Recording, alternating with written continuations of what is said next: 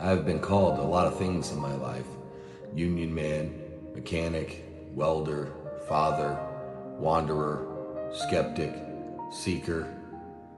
Nomad Jesus was not a title I gave myself lightly, and it is not one I expect everyone to receive without questions. Good. Questions are the beginning of everything worth understanding. So let me tell you plainly what this is and what it is not. It is not a church, not a denomination, not a doctrine with a tithe and a parking lot. It is not a political movement, though it will make you think harder about power than most political movements ever will. It is not a self-help brand dressed in spiritual language, though it will absolutely require you to do the hardest work of your life.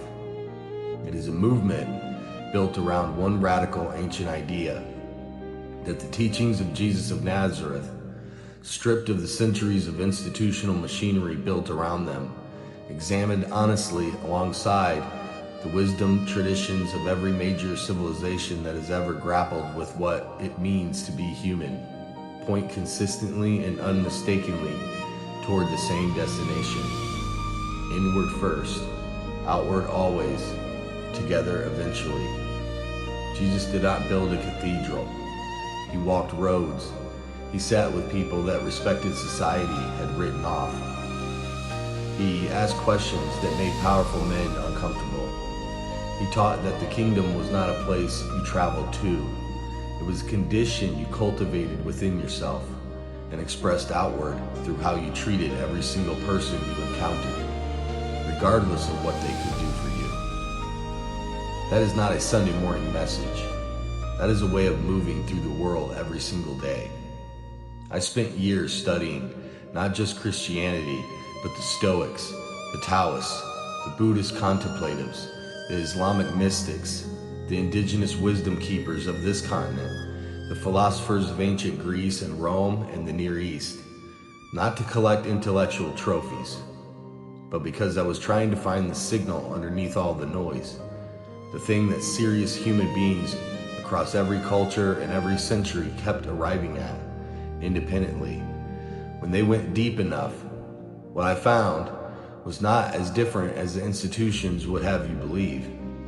The same thread ran through all of it: the examined life, the disciplined mind, the inward work that precedes outward impact, the understanding that how you treat other people is not separate from your spiritual life. It is the primary expression of it.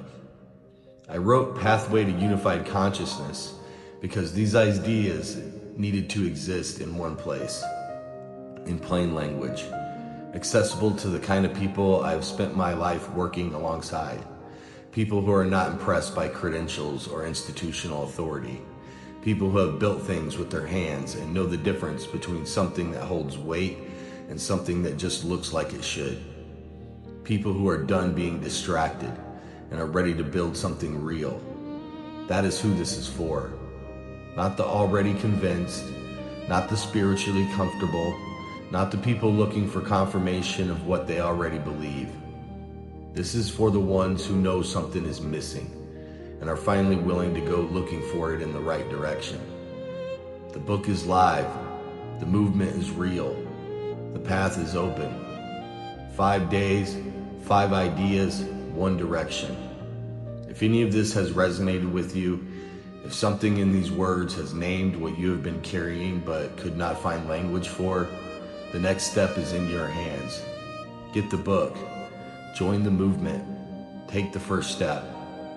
NomadJesus.org is the hub for the movement, the book, and there is an email newsletter sign up to stay connected. The road is long, but it is worth every mile. I'm glad you are here. Now let's get to work.